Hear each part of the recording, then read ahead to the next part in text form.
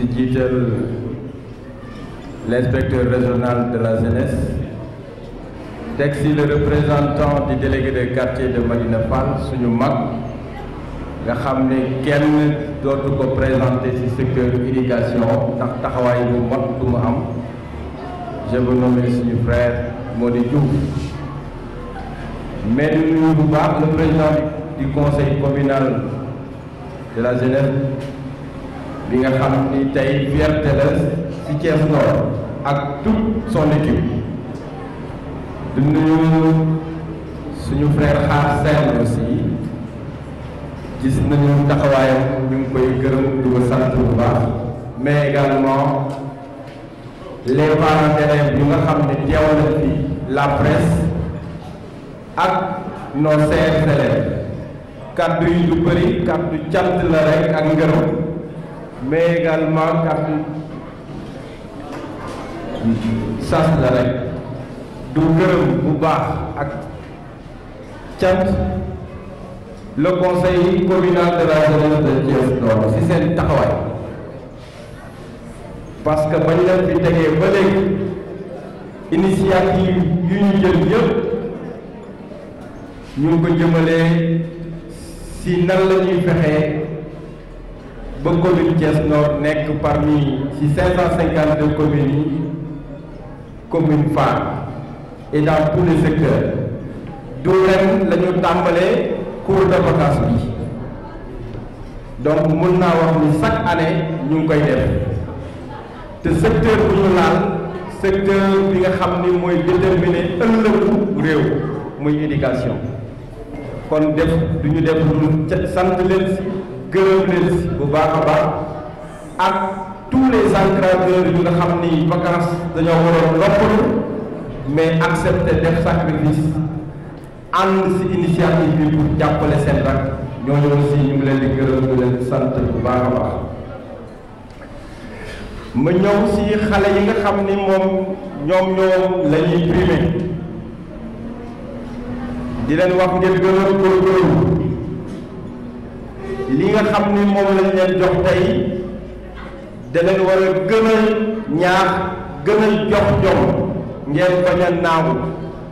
wolof Njaay dafa ni ku naagu daagu te boo daawoo sa morom raw la kon na ngeen gën a góorgóorlu beneen bi ma koy jëmale si parents d'élèves inspecteur régional de la jeunesse sànq bu muy jël kàddu nee na si salle bi président de la république mën na fi jóge ay ministre mën nañ fee jóge ay docteur ay maire lu ne mais loolu pour mu am dafa war a am taxawaay bu wër si côté parents d'élèves dama ni le meilleur investissement bu parents d'élèves mën a def mooy mu def ko si doomam investissement lu mu yor si alal na ko def si doomam lu mu yor si jot na ko def si doomam mooy tax ëllëg mu mun a récolter les dividendes de ces investissements wolof jaay dafa ni bu ne mooy ki nga xam ni ëllëg mën naa doon ku nekk kooku nag dañ ko war a jàppale buñ ko jàppale lu ñu bëgg si moom mënu la am donc parents d'élèves bi ñu ngi leen di dénkaat xale yi ndax c'est vrai njàng bi ñett bërëb la muy si kër bi si école bi ak mbedd bi waaye bu école bi defee lu ko war te kër gi deful lu ko war mbedd bi nangu xale yi te mbedd bu nangoo xale boobu kenn mënu si am yaakaar kon nag yéen parents d'élèves am ngeen responsabilité dans l'éducation de vos enfants même bu fekkee ni l'État du Sénégal am na une responsabilité première parents d'élèves aussi bu leen fàtte lool donc yooyu ñoo doon kàddu yi en tant que maire de la commune Thiès Nord ba may ñëw léegi laa wax administration bi ndax ñun am nañu 22 écoles élémentaires ma ne ko est-ce que li nga xam ne moo ñu war pour waajal la rentrée des classes mat na maanaam est-ce que 22 écoles yu ñu yore li nga xam ne moom mooy jëm pour ñu déserter maanaam béy école yi pomper classe est-ce que yem ñu ne ma incha allah dès lundi dinañu démarrer pour que parce que comme ministre bi dafa ne ubbi tey jàng tey war nañu jël matuwaay yi pour préparer classe yi école yi mais également fournitures yi nga xam ni moom la ñu war a dimbale école yi loolu aussi dina yem donc yooyu daal moo doon kàddu yi du gërëmaat bu baax a baax le conseil communal de la jeunesse de Thiès Nord xam ni aujourd'hui mun naa wax ni xaw ma lu xew ci yeneen conseil de mais je sais que conseil communal de la le conseil communal de la jeunesse de Thiès Nord ci conseil yi ñu taxawal bu rawul aussi teel bu ma raw maa ngi leen di gërëm di leen sant. boo leen membre conseil de la jeunesse yu fi teew ginnaaw loolu maa ngi nuyu professeurs yi nga xam ñoo doon encadré xale yi ci cours de vacances yi ginnaaw professeurs yi di nuyu parents d'élèves yi fi taw teew ñëw fekk ci cérémonie de clôture waaye aussi di nuyu xale yi nga xamante ni ñoo doon def cours de vacances yi cours de vacances yi jeex na ñu teew fii ci cérémonie de clôture samay kàddu nag kàddu remerciement kàddu ngërëm la ak cant ndax semaine bële passé la ma président Massamba Diop invité waaye invitation bi ma invité du guléet ndax bi mu nekkee ci région bi ba léegi bu mu mës a yëkkati cëral na ma jox ma invitation Massamba nag defe naa ni yéen ma ko gën a xam naam man maay inspecteur de la jeunesse waaye diiru bi ma dalee collaborer ak moom ba nëgën satisfaction rek la ma woon nit la koo xamante ni ku sérieux la bu toll woon Tamba woo ma ni ma dama faa am activité su ma waxul activité ba lan la sax danaa topp yoon wi dem fekk ji ko foofu ndax sérieux la ma woon te it fees na place am dell ndax bi mu jiitee ndaw ñi nga xamante ni ñoom ñooy commune Thiès Nord ba nëgëni ci sérieux lañ ko xam ci compétent lañ ko xam ci jege jeunes yi lañ ko xam ku mel noonu nag su la invité ci activité am loo xat-xat-xat di nga ci xajal pour mën a teew ci li nga xamante ni moom la la invité cours de vacances yi nga xamante ni moom la ñu organiser xale yi lu ñu rafetlu la ndax vacances ku ne xam na ni xale yi ci fo la ñu nekk ci ay loisirs waaye soo ci boolee di renforcer seeni capacité du ñu mën lu dul di ko rafetlu surtout ci jamono yi nga xamante ni sentir nañu ni niveau xale yi dafa xaw a baissé kon su président jëlee initiative moo conseil de la jeunesse bi yëpp pour def ay cours de vacances yoo xamante ni dafa jëm ci renforcement capacité xale yi yokk seen niveau ñun ñii ñëpp dañ koy rafetlu autorité administrative ak parents d'élèves ñëpp ci yem. lii nag dafay loo xamante ni exemple la boo xamante ni jeune conseil de la jeunesse yëpp dañ ko war a roy parce que lii day activité boo xamante ni dañuy suppléer les pouvoirs publics dans sa mission d'éducation dans sa mission de service public de l'éducation éducation nag du benn nit a koy def du ñaari nit a koy def éducation société bi yëpp ñoo ko war a nank di ci def di ci dox ba mu mën a law ba teg xale yi famille bi daf cee am rôle état bi daf cee am rôle ñi nga xamante ni tamit organisation lañ daf cee am rôle ndokk yàlla nag ba nga xamante ni conseil de la jeunesse xam na rôle boobu te mi ngi koy doxal ginnaaw loolu maa ngi gërëm maire bi fi teew maire commune de Thiès Nord daje naa moom ay yoon ci ay activités yu mel ni yii maire bu baax nag ñu ngi koy xam ci maire bu jege ay population bi population boo xamante ni lu ñu jóg mu jóg mu ànd ak ñoom di xàccandoo di déerandoo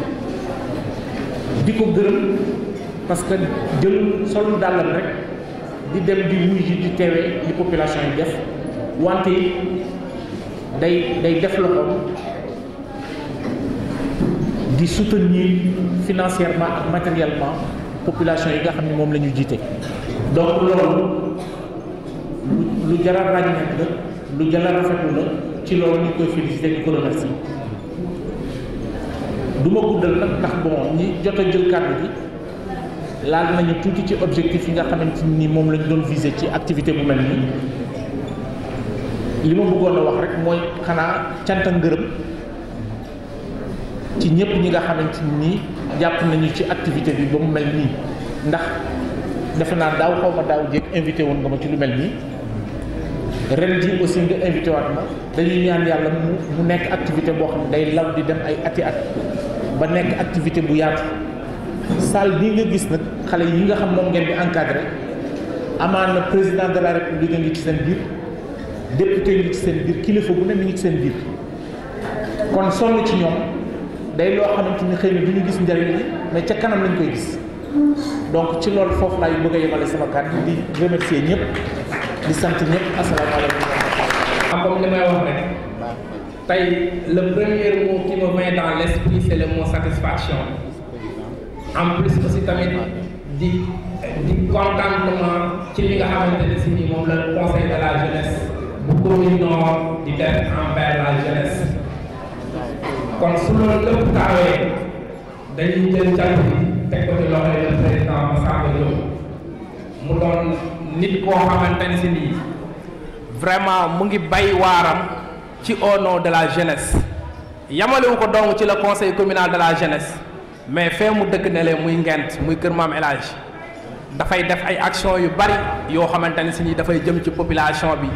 pas mal d'hier rek la fi mujjee maye ay tonnes ciment fii ci Ngent kon cela veut dire que ni sànq bi ma koy nuyee rek dama ko wax ne ko Massamba ñun ci yow la ñuy initier lépp lu ñuy def pour la jeunesse rek tey jii nii ci yow lañ ko gisee kon cela veut dire que ni doon na président boo xamante ne si nii jar na ñaanal jar na encourager. beneen bi ci topp aussi tamit muy suñu élèves yi nga xamante ni si ni moom la ñuy primé tey dañuy dellu di leen ñaax encore une fois parce que lii ñu leen di defal yombul kon cela veut dire que ni buñ leen ko defaree dañ leen a wax ni waaw góor jeexalul waar waaye yokk na jàmbaar li nga xamante ni si nii moom la leen di fay koo tey moom mooy ëllëg si biir ngeen def ay résultats parce que tey jii ci àdduna bi. amul dara ci àdduna bi loo xamante ne si ni moom moo gën a kawe jàng amul dara ci àdduna bi loo xamante ne si ni moom moo gën a neex jàng s'il le faut da ngay xool rek ci ñi nga xamante ne si ni dañoo jàng ci ba àgg ci benn niveau bi ñu bàyyi jàngatuñu tey jii boo leen laajee ci seen àdduna lu ngeen gën a réccu dañuy wax lan moo tax àggalewu ma sama jàng képp ku ci am parent wala xarit boo xamante ne si ni jàngul soo ko laajee lu la gën a metti ci sa àdduna daf lay wax lan moo tax man jànguma kon yéen xale yi nga xamante ni si ni da ngeen a toll ci jàng ñu ngi leen di ñaax encore une fois su ngeen demee ci classe yi ngeen góorgóorlu ngeen gën a jàng ngeen def ay résultats parce que ñii ngeen gis ci taabal ji nii tey yi ñu toog def ay résultats ak jàng bu baax moom moo tax tey ñu àgg fii ñu àgg tey kon vraiment maa ngi leen di ñaaxaat encore une fois ngeen gën a góorgóorlu su ngeen demee école ngeen indi ay résultats parce que doomu Zone Nord waxuma doomu Médina Fall liñ ko mus a xamee moom moo ci jom ngor fulla fayda fépp foo xamante ne si dañ faa dem ci àdduna bi muy ci CEM yi muy lycée Malick Sy muy université muy fu mu doon ci àdduna bi rek ay doomu Zone Nord ñu ngi fa nekk di def ay résultats te ñooñu di fa def résultat jomb leen yéen ñii ay ndaw ngeen joxe dépense waru leen joxe njël waru leen li leen sant moom mooy ngeen jàngi ñëwaat indi ay résultats man loolu rek laa leen di conseiller di leen ko ñaanal di ñaanal le président Massamba Diop yàlla may ko wér ba lii nga bi muy initié nii yàlla def mu doon ay ndami ndam di remercier aussi tamit le maire de la commune de Thiès Nord mu ngi def bay ay waaram sur l'éducation bu ko dollee nag ñu jël di ñaanal aussi tamit sama rakk yi nga xamante ne si ni à chaque fois ils passent tout leur temps à faire des affaires pour la jeunesse ci éducation ci santé ak ci leneen loo xamante ni si nii day jëmale askan wi kanam di remercier le président du conseil départemental de la jeunesse nga xamante ni moom aussi tamit day daw ci ndaw ñi lépp loo xamante ni si ni woon nañ ko suba ba ngoon rek dina ñëw teew ci maa ngi leen di sant maa ngi leen di gërëm maa ngi leen di ñaanal yàlla que le bon Dieu vous garde. Merci beaucoup. De la commune Thiès Nord, monsieur l'inspecteur régional de la jeunesse, monsieur les encadreurs, monsieur les représentants du conseil communal de la jeunesse, monsieur le représentant du chef de quartier de Médina Fall, chers élèves, chers invités, c'est avec un immense plaisir en tant que président du conseil communal de la jeunesse de Thiès Nord de présider la cérémonie de clôture des cours de vacances édition 2019. Le CCJ, depuis son installation en 2016, organise ses cours de vacances, des ateliers de formation pour les jeunes et tant d'autres activités.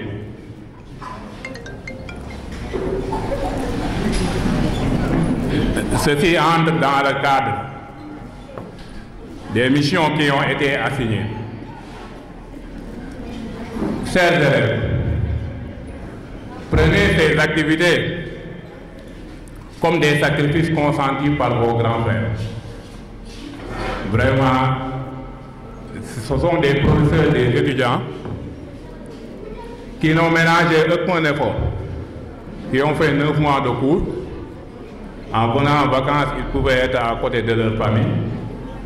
mais ils sont sacrifiés pour vous servir ces cours. Vraiment, il faut faire des efforts en classe pour être parmi les meilleurs. Au retour en vacances, cela leur fera plaisir. Je pense qu'il ne faut pas ménager aucun effort pour avoir de bonnes notes en classe. Et aussi, je tenais aussi à remercier personnellement le collectif des pédagogues qui, depuis notre collaboration, ils ont été sincères, ils ont été toujours présents, ils ont été aussi toujours disponibles pour la mission de ce qui nous lie. Vraiment, je remercie le collectif des pédagogues et plus particulièrement le président et tous les membres de son bureau.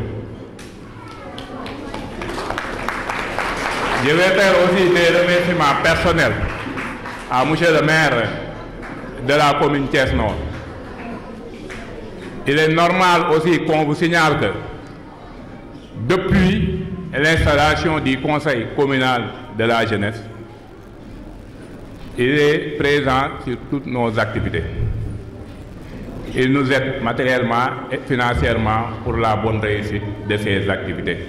Vraiment, il mérite des félicitations et des applaudissements. Je demande à la salle de l'applaudir très fort.